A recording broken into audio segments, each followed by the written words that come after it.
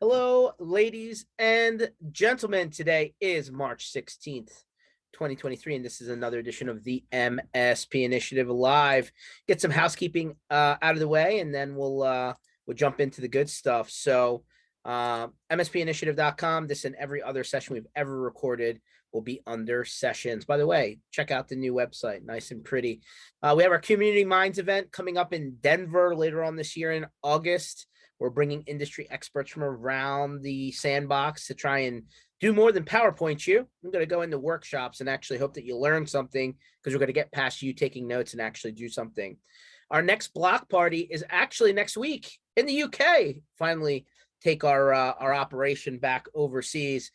So if you're going, there's a couple events next week. There's IT Nation London. I think Super Ops has a summit next week as well. So we rented out an entire nightclub, which in the heart of London is not cheap, but hey, no problem. Come on down, register. We're going to make it worth your while. We're going to make sure we have a good time. So go to mspblockparty.com. If you're in the area, register and come on down. So we also have our community offers. So I think we have 2 or 3 more coming on here, but effectively vendors from around the industry giving us special offers and for the community. And then lastly is our industry calendar, where we try and keep track of what's going on out there for you. And if people want to add some events that aren't in the list, feel free to submit your event here. So that is all of the quick housekeeping. Welcome, everyone. It is a Thursday. We've got one more day until the weekend here, Friday. Right before we came on, Jason was like, hey, why aren't you taking a day off and watching the NCAA tournament? Yeah, I don't got a dog in the fight. So, I'm not, like, I know all the bracket people out there. Trust me, there's like everybody. Never got into it. I know, like, I did it once or twice, and I was like, man, this is like serious following, right? But I digress. What I am following is NFL free agency. Me and Jason were joking about, hey, if I can get back to the Super Bowl, right? Because, like, I got defrauded with my fake field and my fake referees. But then he reminded me that I actually won a Super Bowl, which is true, back in 2017. And Jason's a Buffalo guy. And I thought it was going to be Buffalo Eagles this year, but didn't work out that way. And but we forget, kind of before, my primetime NFL fanhood here, you guys went to the Super Bowl 4 times in a row. Did I get that right? And right. You are like, making me feel old now, George, if that was before your prime time watching the NFL.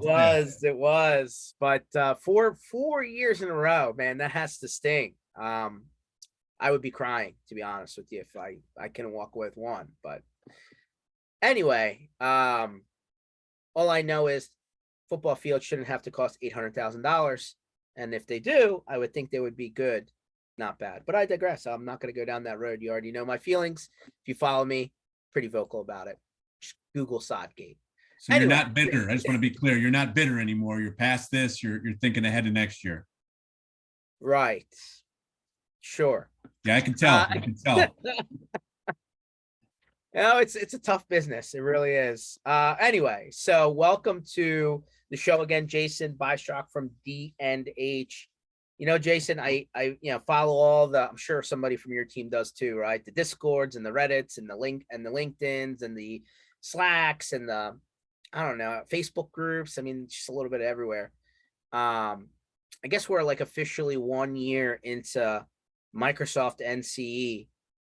I hate to even bring up those 3 letters because it brings people such migraines. But obviously converting into that new program that Microsoft kind of forced the agenda last year, maybe wasn't the smoothest process.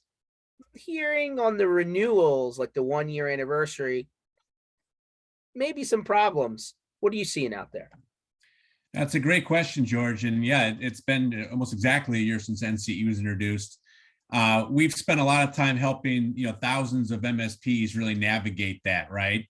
I think it's really important that you not only understand the rules, but you're also working with an operational system or cloud platform that helps you administer those. That's how you protect yourself, to make sure that people aren't making changes that can impact your financial liability, right? We're still going to do that. But we are seeing the renewal process be fairly smooth, to be honest with you. Okay. Really it's, most partners that we work with still elect to have the month-to-month billing cycle. So it's really a matter of, can you go and cancel that service, right? There's a Yeah. window where you can, but that doesn't happen very often. So, it's been kind of smooth sailing. But I think everyone's learned a lot about the program over the last year. And I think one of the big things is really, being able to administer it easily and make adjustments to it. And even along with that, we've seen also a lot more focus with Microsoft Azure. Like if you talk to Microsoft, that's where they're putting a lot of their emphasis these days, a lot of the incentives for the MSPs out there. And we've been spending a lot of time helping partners capture that opportunity. And with Azure, there's definitely, we've seen an increase overall in security breaches. People, I have heard that. bad actors coming in and taking over and spinning up environments, for the wrong purposes, let's say. Again, I think it's important to have a platform that can administer that and set thresholds and limits and alerts and things like that. And fortunately, we have that, and we've helped a lot of partners protect I was just, themselves. I think I just read something somewhere. I got to think about where I ran into it. Maybe even stumbled into my mailbox, that I guess Microsoft isn't going to give you unlimited credit when you run into one of these security situations and somebody racks up a bill on your account. And then all of a sudden they're like, they're not Yeah. going to cover that forever, right? Well, to be honest with you, that the liability transfers downstream through the channel. So an indirect CSP, they call it, or a distributor, right? In our words, we're on the hook, right? It flows down to you, and you're on the hook for that. And Microsoft doesn't backstop that, right? So you need to make sure that you have, the appropriate security protocols, thresholds, right? You could, like with our platform, for example, you can set a credit limit where it'll shut down at a certain amount. So a lot of MSPs like that because it protects them, and frankly, it protects us downstream as well. So that's been Yeah. key. Nobody wants the $100,000 surprise invoice. That's for sure. Yeah, I think the other big thing on Microsoft is that there's big changes happening to their partner programs, as most folks I think are aware. And there's whenever there's change, there's confusion, but there's also opportunity. And we've spent a lot of time helping partners understand how to go get certified for the new programs, how to optimize the back end rebates, incentives that they can earn. So a lot of good things coming out of those dialogues too. Are they still have, unless it's changed, it's been a while since I looked, but when they first announced it, they said that there's like you have to reach a 70 out of 100 score, depending on whatever category you choose as your like competency. Is that still the case, or did they kind of change the rules already? No, I think you're spot on there, right? They moved from having kind of the classic medallion, gold level partners, what have you, right? To more of a specialization area around different technologies. And there are scores and customer satisfaction ratios that go with it. One of the real common things we're seeing in Microsoft, I think, is always a little bit ahead of some of the other vendors, but with Cisco, with Microsoft, with HPE, we're starting to see the CX, or customer experience programs, come into play, where you think about it with these solutions now, they really want MSPs to go out and land the solution, right? Get them aligned, but then really have kind of a post-sales sales model where you're helping to drive adoption of product features, expansion into other parts, to monetize that stack, renewals and maintenance of that. And they're willing to pay MSPs to do that. So there's a lot of incentives to be had from not just Microsoft, but Cisco is huge into that too. And I don't HPE. think MSPs know about all the incentive programs, gonna be honest with you. No, I mean, just thinking about Cisco for a moment, we just launched what we call, it's a new program we have called Driven, Okay. that helps MSPs based on their maturity level or journey through the Cisco ecosystem. And I tell you, we have not a day goes by that we don't have kind of an internal celebration email, right, with a partner that we just helped uncover, like, wow, you can make another $50,000 a year on by doing this, right? Wow. In some cases, like with Cisco, you can literally just click and say, I'm an MSP, and you can earn like another 8% on a lot of your different products. So we're just going and helping, hey, let's log in and click the box together and unlock that cash. So Yeah, I mean, that cool. sounds like it's just money sitting there. It kind of is, right? It's but I don't blame the MSPs. It's so hard to keep track of all of these partner programs. I've heard for years about, like, everyone's looking for the magic bullet, right? And there just isn't one. It's about who you're working with to support your business and kind of consult with you on that, So we take pride in doing that, and that's our favorite part of the job. Yeah, no, hey, listen, free money, sign me up. Yep. I think everybody will take that. I mean, last call, we kind of jumped into current events a little bit. It's worth bringing it up now. The market that we thought might be bumpy in 23 seems to have finally showed up, right? Interest rates keep going up. Banks, I don't know, depending on who you're working with, you might be worried. There's like a list of 30 of them now. It's all over within the last week. How are you handling credit terms and helping MSPs kind of like, finance things out, especially if their customer needs, a net 30 or 45 or something like that to pay them back? Like, you guys have had some pretty creative programs throughout the years. Now seems like a pretty critical time, right? So cash flow is king, and I think people want to, make sure that they're not over leveraging themselves. Yeah, 100%. I mean, certainly we're seeing, growth challenges in certain areas, right? Like especially the endpoint or client side of the business is probably, most analysts are predicting that down, right? I think that a lot of the security, the data center side, we're still seeing pretty robust growth in those areas. And when it comes to financing and credit, we haven't stepped back, we've stepped forward. We've actually increased the amount of downstream, credit on net 30, lines and things like that we've put in place. We do have two pretty neat programs. One's called the ACE program, which is a way that an MSP can actually finance it based on the strength of the end user.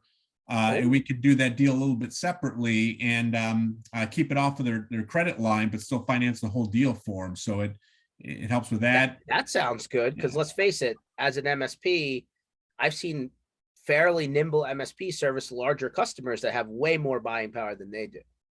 Yeah, I mean, we don't want to tie up your working capital, right? So we kind of set that aside and do that as a separate program. We've seen that increase. And then lastly, our X as a service or everything as a service program, that's really where we take hardware and we bundle it in with your managed services as an MSP, along with any support, warranty, and software and cloud and things like that to go with it in one deal.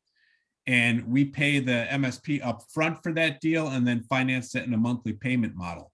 We have a really cool configuration tool that we give for free to partners to actually put proposals and quotes together and get instant pricing. So you can say, do I want a 2 or 3 or 4 year, deal with this, wrap everything into the BOM, and quickly get the price out. Let me just make sure I heard you right.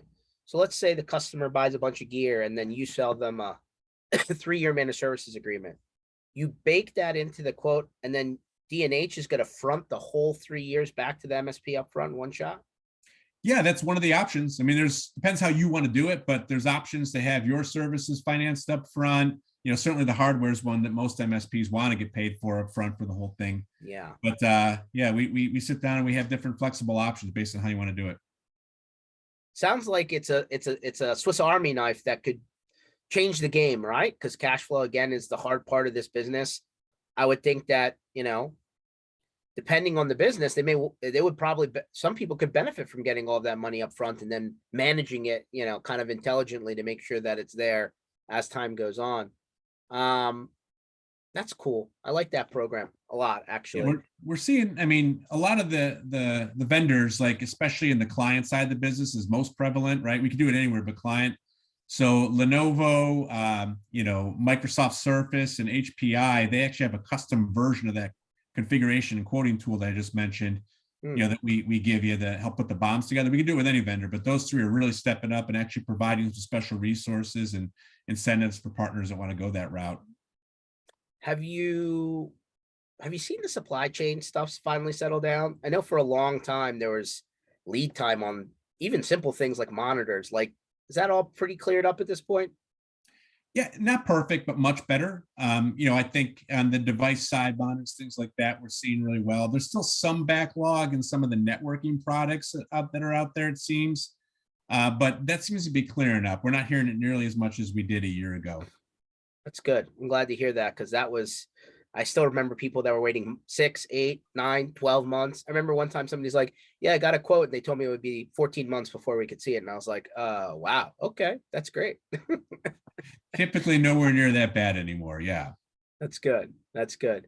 It's definitely, everybody's surely leaning towards everything as a subscription. There's no question about it. Are you doing anything around like billing reconciliation, on subscription-based services for the MSPs, or like how does that work with like reoccurring things like Microsoft? Yeah, so it's funny, we call it the D&H Cloud Marketplace, but to me, you could relabel it the subscription marketplace, the consumption marketplace, whatever you want, right? Essentially, the way it works is we've got a suite of products. Microsoft Dimension's a big one. We just launched a ton of new Cisco products. We're the only one with the MSP program called MSLA through there, for example. So those are all kind of API driven and automated, but our platform is such that you can actually add in your own managed services as an MSP. You can add hardware bundles and things like that if you want. And then you control the purchasing, provisioning, subscription management, and invoicing through a single platform, right? Even for your own services, like I mentioned. And then we integrate that into, for invoicing purposes, into a lot of the PSA tools like ConnectWise or, Data Auto Task. So, to make it really easy to automate everything. So we have a lot of partners that like that because from what I've seen, it's the only marketplace platform where you can add your own services to it, not just the third-party ones. And if that helps the partners bundle in Microsoft with a support service or your remote monitoring service, whatever, we love being able to support that on one platform for you. That's cool.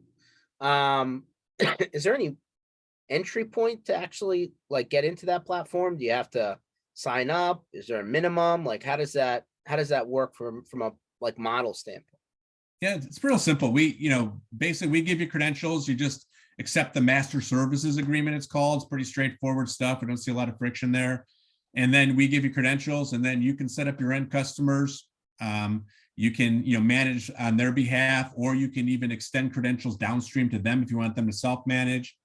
Put your own logos on it and brand it, right? We don't charge for any of that type of stuff. So the minimum, I guess, is one, right? You got to have one customer, I guess, Yeah. but there's no charge to use any of that. We got a whole team that helps with it. That's good. Well, yeah, I love when we say that. It's like, yeah, if you don't have an active subscription, I guess it doesn't work for you. Got it.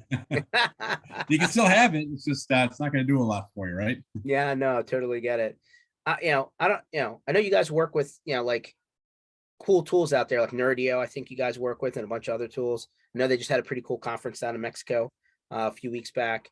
We're starting to see the advent of all of these like kind of super tools, right? And I would categorize them as one where like effectively, instead of managing individual services like Azure by itself, or or some of the other tools, right? Like they can bring that together and like automate the process.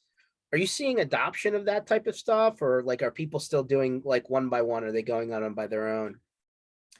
No, I absolutely see an adoption. The way that we approach MSPs, when we like to think of ourselves as consultants, and we have what we call the AIM model whenever we work with you on an opportunity. It stands for Assess, Implement, Manage. So what we say is that for every product solution, if you will, there's an assessment service, an implementation service, a management service. And our approach is to say, okay, who's going to do the assessment? Is this something you've got the skills and capacity to do? Is your end user's IT department going to do it, or do you want us to lean in and help you, right? Then we go to the I and we say, okay, how are you going to implement this? Here's the types of things you need to do. You need to, I don't know, maybe you're talking about a wireless access point. You got to hang this, you got to load the software, you got to set the network. Are you going to do it? Do you have the skills, your end user or us? And then the management part, same thing. We say, are you going to manage it? Do you want us to help you manage that? So we'll either consult, and if you say we're going to do it, we go, great. Here's the tool set we're seeing people use, like a Nerdio, like a ConnectWise, whatever. We've got a whole suite of software tools. We'll help make sure if you don't have it, that we'll get you access to that tool to use, right? And if you're like, well, look, that's not something I'm going to do regularly, it's just not a skill set, or it's not that important to me, it's just a one-off. Great. Do you want us to come in and do it for you? We'll just quote you a service, you add margin, and you sell our white label service with your name on it. So you have an implementation engineering team that'll actually do projects? Spot on. Yeah. I mean, it's a pretty wide portfolio we can cover. I mean, we don't do everything, but I'm really excited about the growing portfolio of assessment, implementation, and management services we can do. We haven't even announced some of the new stuff yet, but we're rolling out an enhanced help desk offering that we're really excited about, where like some MSPs are like, look, I only got one customer I have to do overnights for, and I don't want to staff someone. It's like, we could take that on just the overnight for you if you want. Or maybe you're like, look, I want you just to do my level 1 calls, and we'll do all the level 2s. You just push it back to us through our ConnectWise instance or our Datto instance. no problem. We can do that for you. Hmm. So, we're trying to supplement, MSP services where they want us to. Wow, I did not know that you like actually built out a team to do that, or and like quite frankly, the help desk services. I mean, that's new, right? I know a lot of companies out there have offered that over the years, but um, I mean, there's no lack of MSPs out there that don't run 24/7. I mean, let's be honest, most don't, unless you're at a large enough point. That's interesting. I didn't know that you guys rolled that out. What about like, so, you talked about access points, you talked about the help desk overnight or whatever, permutation of that is. And then obviously there's no lack of cloud projects or M365 or stuff like that. Are you doing that type of implementation as well? Yeah, the most common services where we're asked to kind of lean in with the MSPs would be certainly with Microsoft doing assessments for things like Azure and migrations, right? Or even M365 migrations. We do a lot of that. We actually do an awful lot of pre-shipment integration services. So we're certified for Microsoft Autopilot or Google Zero Touch. So we'll often help deploy devices and even do things like asset tagging, laser etching, software loads, whatever, before you, and then drop ship it to your end client for you. So it's kind of there and ready to be set up. We do a lot of pro AV installations, like, everything from hanging the TVs to setting up the conference rooms. That seems to be one that a lot of people want to have us, take on and do that type of work. So those are probably some of the most common ones that we see, but it's a pretty, there's probably a couple dozen different types of services we do get involved with. Cool. No, that's good to know. I mean, there's no lack of conversation about, and we talked about it last time, and I'm going to keep on bringing it up because it just comes up in every other conversation. Security, security, security. Obviously, you have the Cisco, platform, which is cool, right? They have a lot of security services that MSPs use, right? Duo and Umbrella and a bunch of other stuff. But are you seeing like a base bundle? Are you recommending like a base package of products to like at least have like a minimum tier, right? So like people aren't just still going old school saying, oh yeah, I put some sort of endpoint software on, we're good. Obviously, there's not any one level of super product that's the silver bullet, but what are you recommending as like the floor, if you would, from a security standpoint? Yeah, we've got a team. You can email modernsecurity@dnh.com and get you to that security consulting team. But there's a couple different answers. Everyone's got their own flavors about how they want to approach it. But one of the examples I like is that with Cisco, you mentioned, we've got a SASE solution which bundles together a number of their different products. Becomes kind of a more comprehensive solution. We're also seeing a fair amount of success with whether you prefer Sophos or SonicWall, kind of as your base firewall, but they have the complementary aspects to wrap around that as well to handle a wider part of the security. And as you know, George, security is all about doing it in layers, right? There's like a checklist of, do I have all these layers covered? And our team works pretty close to a lot of MSPs or MSSPs, if you will, to help make those decisions and give you kind of the pros and cons. And again, it's like, if you want to do have the end user do it, we'll get you the products. If you want to do it as an MSP, we've got most of those available in a licensing program that kind of is monthly to fit your programs. And if you want us to step in and do some of the services, we do have those capabilities too. Yeah, it's such an open and growing conversation because every day there's a new thing, right? I feel like, but like sometimes the low hanging fruit just goes unchecked for so long, and that's where people get hit when they're not expecting it, right? So we were just at a IDC conference a couple, maybe 6 weeks ago, and they talked about security is absolutely, you mentioned about growth areas earlier in the economy, right? Security is one that is being prioritized for spend and will grow, right? So if you're looking for a growth area, leading with security is a great place to look. Yeah, 100%. I think, we've talked to a few people recently about risk versus reward, right? And I think MSPs are starting to wake up to the reality that not every customer is a good customer. I know we've probably heard that line forever, but like more now than ever, it's, do I want to take on the liability of what this customer's actual line of business is and whatever they need to do in order to do what, their, regular business product is or service versus what the MSP then becomes liable for by then servicing that customer. I know a bunch of smart people have already come out and said, hey, the White House has put out this new cybersecurity like guidance, and like they're effectively forcing the liability to the service provider, not the end user, who's ultimately the consumer of the technology that they're then using to run their business. kind of change, like flips the script a little bit, right? I mean, I'm curious to see, and maybe this is just me, talking out loud, but I'm curious to see if somebody somewhere, whether it's a bunch of, kind of tools or whether it's the insurance industry, might come out with a scoring system, right? To figure out, like, almost like a credit score, right? Like, this is the level of things that you're responsible for based on the customer's, and, vertical, right? Whether it's finance, whether it's a government contractor, whether it's a hospital or a medical office or whatever, right? Like, I almost feel like you can't just go in and just start doing stuff, even a la carte now, because of all of the hooks. Yeah. No, 100%. I mean, I love when partners are bold and are willing to like go in and be a bit dramatic and have someone sign a waiver, right? Like, okay, you don't want to back this up, you don't want this security, sign this so I'm off the hook. Whether it's legal or not, it's a different story, right? But in answer to your checklist piece, just this past week, CompTIA just issued a cybersecurity trust mark that is pretty neat. We can go kind of get certified, be compliant with that, and then hang that trust mark logo out there on your shingle, right? To kind of show your partners that, how serious you take security and that you've got a different approach. So, encourage folks to maybe check that out. And we're big CompTIA supporters and love what that organization does. Yeah, I think they just sent a blast email about it maybe a day or two ago. Yep. And I'm going to be honest with you, right? I'm an outsider to CompTIA. You're definitely heavily involved in it.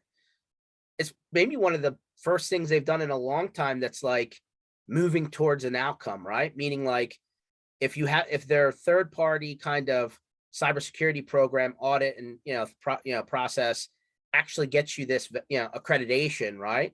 And then I think they said you can take that accreditation and then other people will recognize it, right?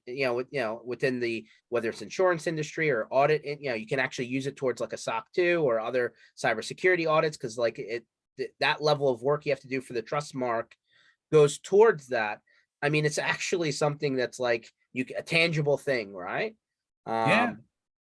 I mean, think about, they started with what the A++ certification at CompTIA, right? Like, you wouldn't hire someone that didn't have that, and now they're into some different trust marks. So, definitely check them out. I think if you're looking to differentiate a bit and provide some more credibility for your business. Yeah, for sure. And like, they literally just sent guidance out on that. I think Tom Watson, who we had on last episode, said Wayne Selk, I think is the name of the individual that like is spearheading that program. I think that's right. And I love Tom Watson. We used to work Yeah. together at Axion back in the day. So Yeah, it's been a while. Good to hear that. small. I always tell people, like, this is a small sandbox, right? Like, sometimes people don't play nice in the sandbox, sometimes they do, but like, everybody kind of knows who's playing, right, and who's not. So it's good to see people land in good places. Yeah, Tom's at a new company called Compliance Risk. So that's his current venture right now. So is there any concern from your side, because you're more tied in and closer to a lot of vendors? You mentioned Axient, good company. A lot of these companies have PE and VC money, and now we know that the banking industry that feeds into the markets and that type of stuff, and insurance is tied into that a little bit, and like these VC and PE companies are absolutely tied into it a little bit. Like, are you concerned that any of these venture-backed vendors are going to be in a pickle this year because of what's kind of happening on the financial markets? Well, that's a good question, George. I mean, I don't claim to know the answer, or anybody really does, but I mean, from everything I see and read, unless you've got just a massive amount of money tucked into these things, right? These are backed and insured things, right? If you're sitting there with deposits from what I've seen and understand. And also in my mind too, I can't imagine the federal government letting these things slip through the cracks and take down the economy. I mean, at the end of the day, no matter what your politics, I think the government does tend to step in and make sure that we've got a fair playing field out there, right? So no, I don't. So the answer to your question, I don't worry a lot about it. There could be some blips and some noise for a little while when we work through it, but I think we'll come out the other end okay. Cool. What are you hearing about? Are you seeing service providers and MSPs adopting or aligning their terms of service with the vendor's terms of service? Meaning, like, the vendors enforcing like a 1 year, 2 year, 3 year, and the MSP may be misaligned, right? Are they doing it as a one-off, or are they actually changing their terms to kind of co-align with how the vendors are selling their services? We've seen a different variety, George. I mean, I think it depends on the MSP, obviously, but I think the most common thing I'm seeing is that there's, and I hate to say it, but sometimes separating their services from these third-party vendors like a Microsoft, let's say, right? So yeah, our services are month to month, but NCE, you got to sign up for a year. In my mind, I would try to wrap those together, to benefit you as much as possible as an MSP, to make these things co-term and things like that, and bundle as much as you can. I think that that helps command more margin, the more that you can integrate those things and along with the terms with it. And, I mean, you're a bigger expert in MSPs than I'll ever be, right? But, everything I always hear is, the more you can get, 1 year or multi-year terms with your managed services, the better. So really, it's almost Microsoft following some of the MSP terms and conditions versus the other way around, right? I think best practice is to lock people in for time periods like that. Yeah, I think there's definitely a spectrum of opinions, right? Depending on where you sit and maybe the size of your company. But yeah, I understand what you're saying, meaning that, hey, listen, if you know that you have money coming in for a set period of time, you can make decisions in your company based off of that, right? Hiring decisions, spending decisions, growth decisions. Yeah, that's definitely part of the puzzle for sure. I'm definitely seeing a trend where we talked in the past how easy it was to start an IT services company, right? Mm-hmm. Do you feel that it's harder today? Like if I'm an internal IT, let's say I got cut because my company's downsizing. I decide, I'm going to start an IT services company today. Do you think it's easier today or harder today? I think it's harder, for a couple of reasons in my mind, right? I mean, number one is the competition now, right? This isn't a new business model, right? And there's a lot more out there with that. Second is, the MSP is, to my mind, the new channel partner, right? People, I talk to vendors all the time, and they all want MSPs, right? They don't want any more VARs, right? I say that kind of tongue in cheek, but that model is what's becoming predominant, which means as an MSP, you've got to have, some kind of track record to get access to capital and credit lines and things like that to be able to support not just your own services, because most people want the MSP to provide the products as well to go with it, right? The days of just saying, all I do is the services, you take care of the products, those are kind of gone. So I think it becomes more sophisticated and complex, for those reasons. Is definitely interesting, right? Like there's more service providers that service the MSP industry than a decade ago, in my opinion, right? Which is good. I think the challenge is, as somebody who's coming from a technology field, like now you're almost turning into a project management and like a vendor management person more than maybe just I'm really skilled in a particular, server technology or Microsoft or whatever, because, I have seen very successful 1, 2, 3, 4, let's call it 5 and below man MSPs have 30 or 40 vendors and like service a couple hundred accounts with not a lot of people because they have the back end vendors behind them to scale it. But it does take a lot of management of those vendors in order to deliver like a cohesive solution, right? Like a good outcome. Are you seeing the skill set requirements that, like, if I'm going out to look for someone, like maybe the person that's super organized is not the same Superman tech that I needed, to obviously deliver service, help desk services, service delivery, stuff like that. I mean, obviously the employment market's a little bit different in 2023 than it was in 2021 or 2022. Probably more people out there at the moment than there were before. But does the type of person that an MSP goes to hire because of that scenario change? Yeah, I think it does. I mean, again, I think the theme is that MSPs are being asked or demanded to take on a larger part of the environment. It's not just, some, help desk and remote monitoring, and I'll keep this up and running, and I think they're becoming more and more the quarterback of the whole IT environment for their customers, right? And in order to deliver on those things, I think it's their own services plus all these cloud vendors and that. And now I just talked about how like Cisco and HP and others are moving into this CX model. You're required to do that. And I think successful MSPs are finding ways to do shared service delivery by coordinating third-party providers as well. like in some cases, outsourcing some of the help desk, outsourcing some of the knock, the SOC, different services like that. The good news is that there's a wider variety of shared service providers that they can partner with coming up, but then it becomes kind of a relationship management, looking at operational integrations to make sure that all the processes can flow, not just the operations to support the services, but then also the financial back office operations actually bill and manage all that. So it's complex. And I think, putting together a roadmap of all that spaghetti and figuring out how you're going to deliver services and trying to put them in a box is what successful MSPs are doing.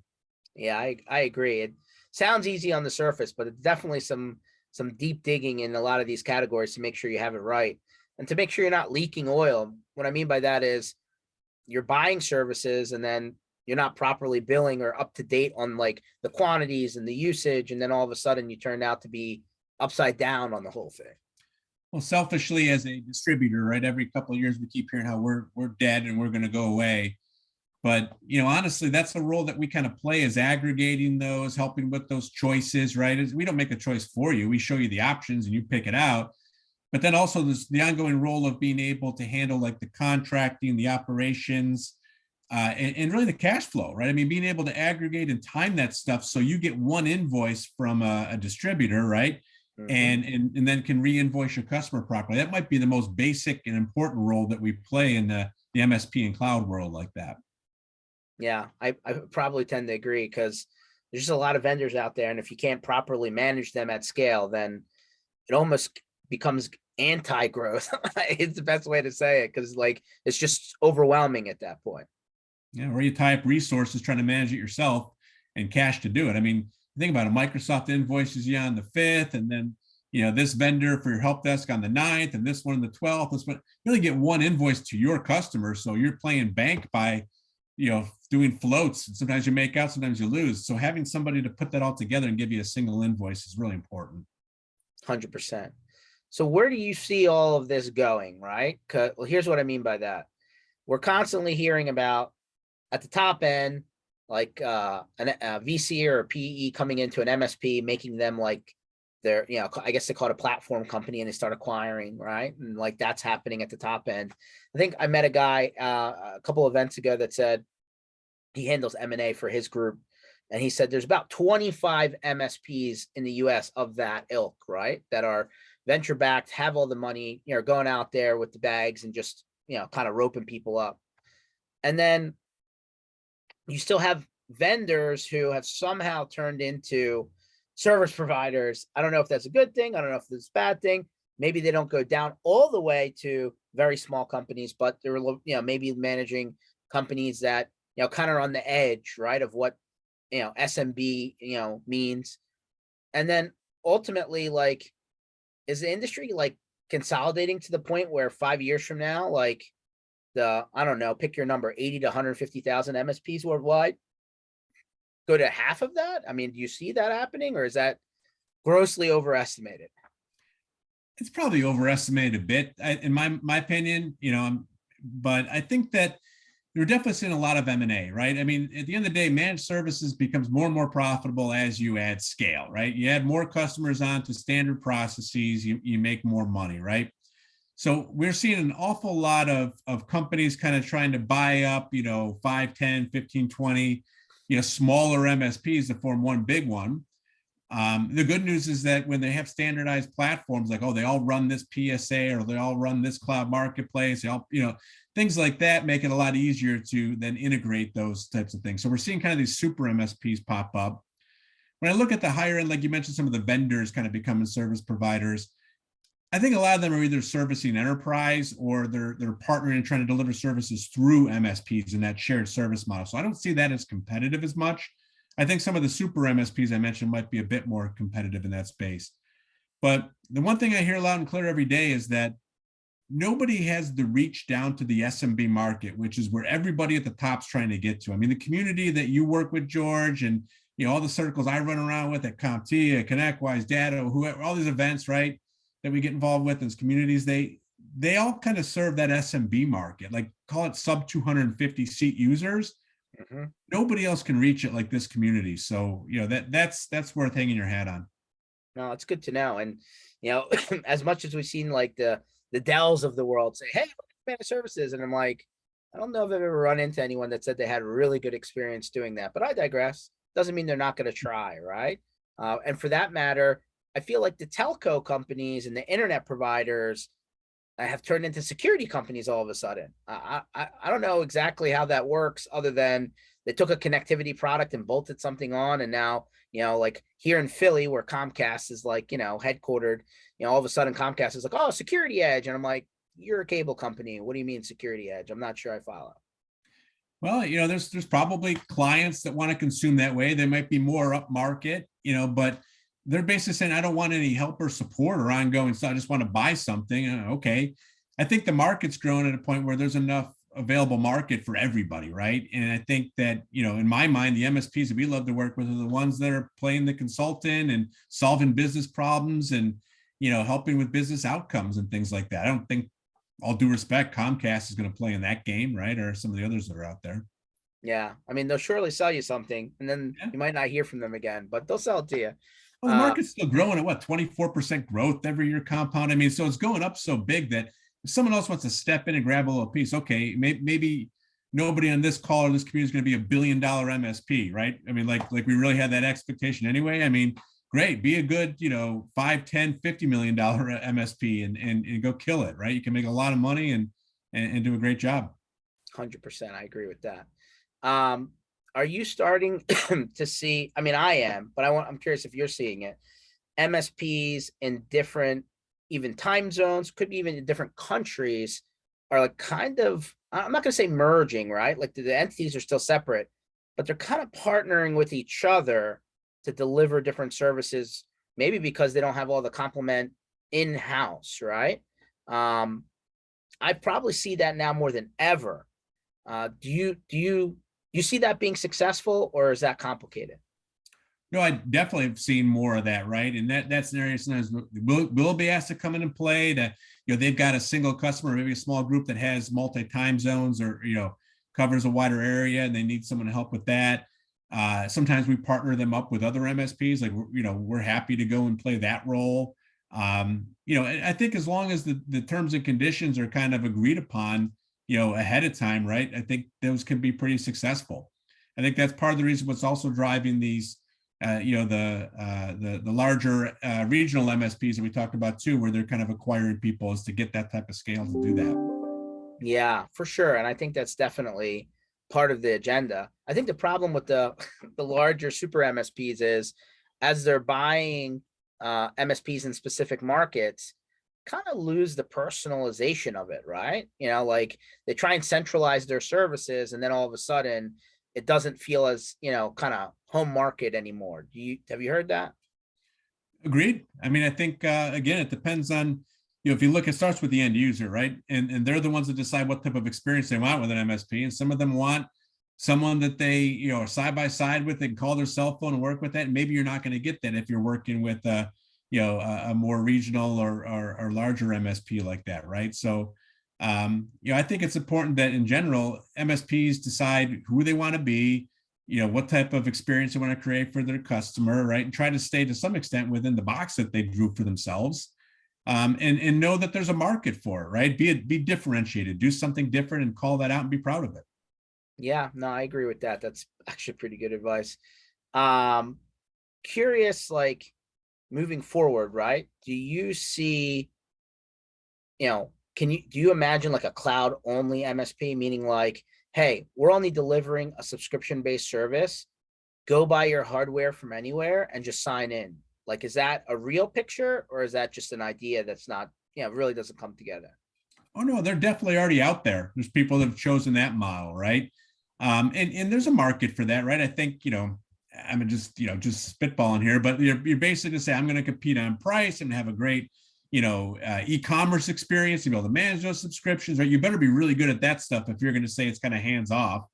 Whereas if you're going to be able to handle a wider solution, I think you've got some more flexibility for how you deliver it and things like that. And package that up for your customer. But no, there's already absolutely kind of these mega cloud MSP. I don't know if I call them an MSP anymore, but cloud providers where you can aggregate and get different, different pieces of SaaS products and things like that. 100%. I'm going to bring this up to everybody until they decide to change their mind, and maybe they never will. So Frontier Airlines deleted their phone number.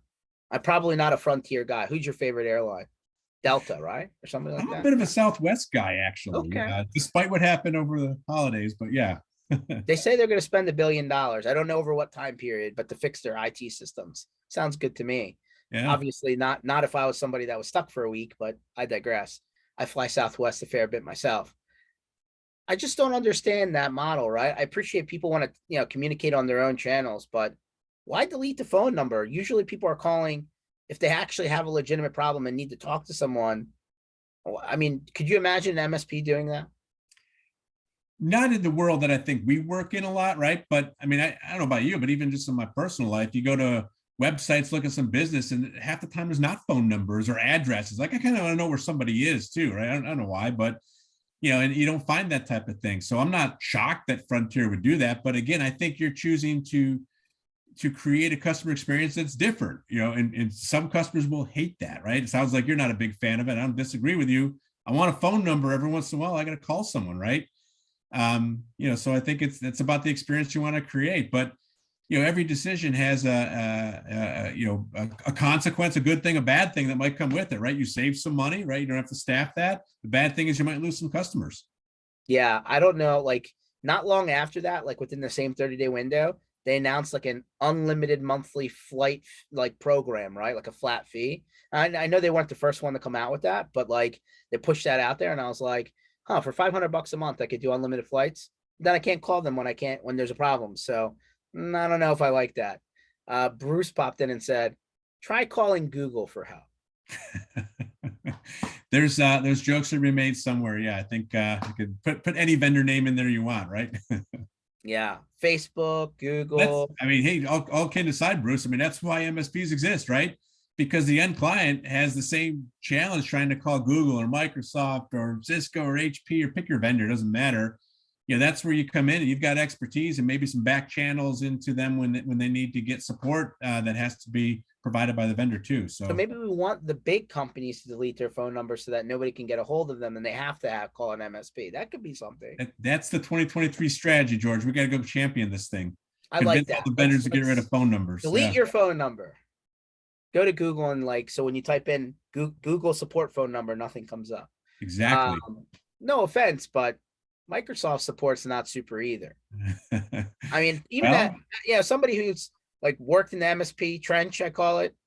Like they're like, hey, put in a ticket. I know they have people all over the world. It's not all sunshine and rainbows there either. It's on purpose. I mean, that the CSP program, when it came out, it really shifted the burden to people like D&H, right? So we take those calls now, and that's by design. They want MSPs to pick an indirect provider or distributor, whatever you want to call it. They want them to align based on the experience that they have. We got to compete for that every day. And part of that experience is the support that's provided, right? We're really proud of the support we've got. We've got our support desk is based in Chicago. So you're not calling, somewhere else, right? Chicago's pretty much American, right? So just kidding. I love Chicago. But, I mean, it's in the center, that's for sure. Yeah, spot on, right? So that's part of the experience you create, and everyone makes decisions. Others say I'm going to do it over here because it's more cost effective, and I'll pass along a different price model. So all part of the levers we pull as we frame out our business decisions. So there you go, guys. It's on purpose. He just told you this is actually their plan. Okay, now I guess it makes more sense. Okay, I got it now. What are you most excited about, between now and the end of the year? I know that there's a lot of time between then and now, although time flies by when you're having fun, as they say, or if you're trying to get to a Super Bowl and then lose. But what are you most excited about in the technology industry that you think will happen between now and the end of the year? Wow. Two things that I am working on a lot right now with our teams and our partners. Number one is that I think cloud is truly becoming hybrid more than ever, right? It always kind of was, but it's becoming easier hybrid. And what I mean by that is that I'm excited about what we're doing with HPE GreenLake and some of the programs that are going to be coming out and moving more into the market that we serve collectively, right? Yeah, all of us here together. Same with like Lenovo and TrueScale, right?